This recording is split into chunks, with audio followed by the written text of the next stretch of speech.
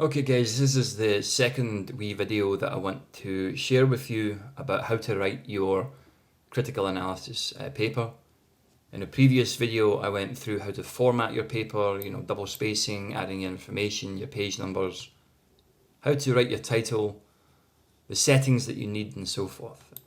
This video is about how to write your introductory paragraph, because there are three things that you need to have in your paragraph.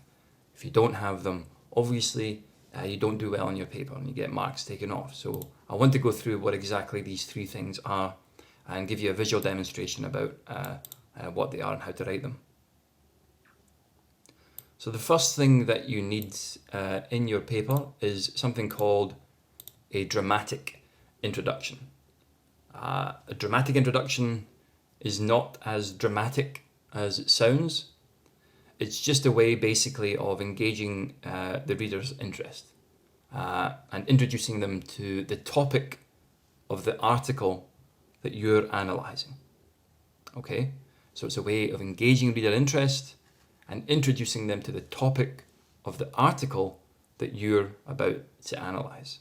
So for example, here in the sample paper, which is on Blackboard, my dramatic introduction is a reference to a documentary movie called Lo and Behold by a guy called Werner Herzog, which is all about the topic of the internet, what the internet is doing to our minds and our social relationships and all these kind of things. So I've used this as my dramatic introduction, and I've given a quotation from a particular part of that documentary where a professor called Leonard Kleinrock from UCLA talks about his regret. He's the guy who invented the internet. He talks about how his regret of how the internet is affecting critical thinking and imaginative thinking and all these kind of things. So it sort of reflects or shares with the topic of Nicholas Carr's article. Okay, so this is why I've given this dramatic introduction. You don't need to be as elaborate as giving a movie reference or a documentary movie reference at all.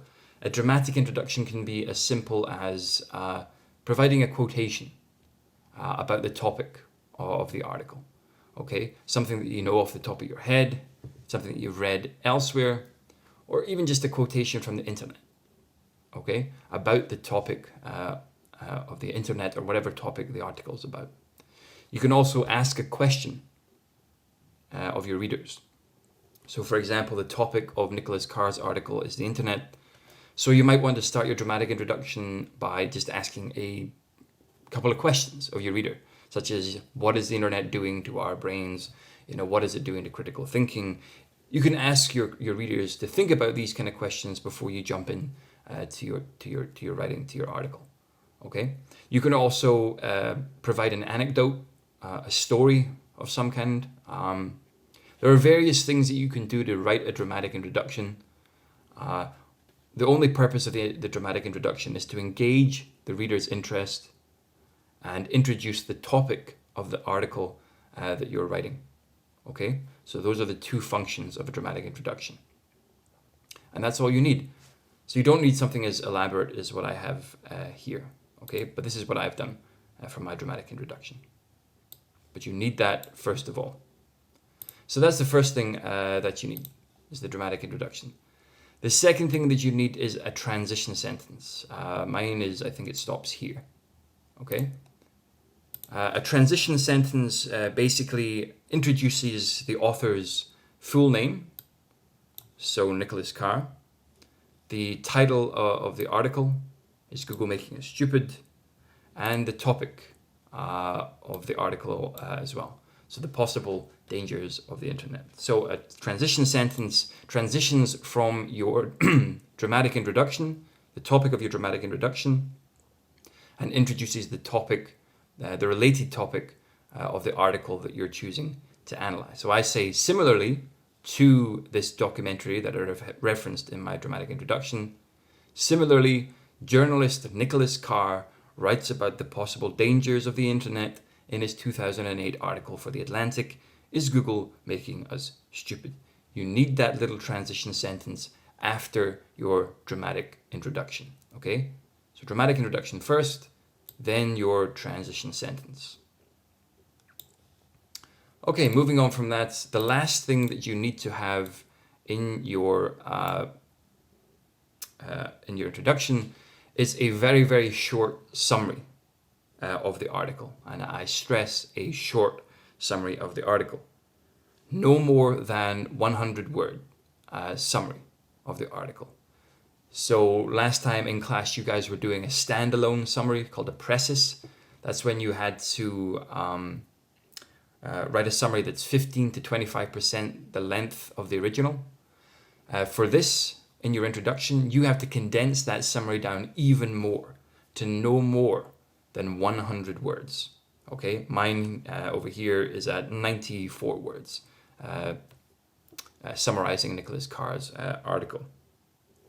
In order to do that, in order to sort of condense everything down to 100 words, what you want to do is focus on capturing the main argument of the article and only the points, the main points that you're going to be addressing or analyzing in your paper. You can kind of leave everything else out.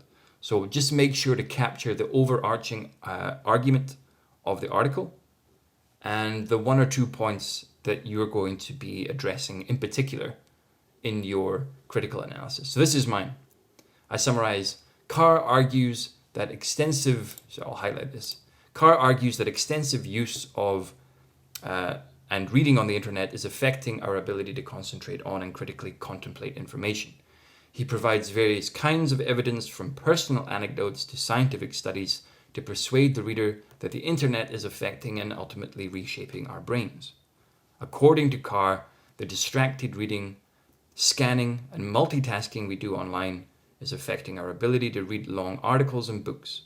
Furthermore, Carr claims that this supposedly new type of digital reading is ultimately affecting our intelligence as we sacrifice critical thinking for information efficiency.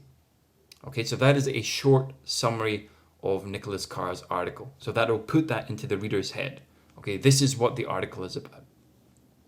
So just to go over this again, there are three things that you guys need for your introduction. Let me just highlight them all again in different pretty colors. Let's go for this. First thing you need is a dramatic introduction. You introduce the topic of the article that you're analyzing, and there's various ways that you can do that by asking a question, providing an anecdote, making a reference to a movie, whatever. Second thing you need is a transition sentence that introduces the author of the article, the article's title, and the topic of the article as well. After that, you give a short, no more than 100 word summary of the article. Those are the three things, the three distinct things that you need in your introduction, and those are the three things that I will be marking you on in your paper. So make sure you have these three separate sections in your introduction. Okay, I'm going to shut up now.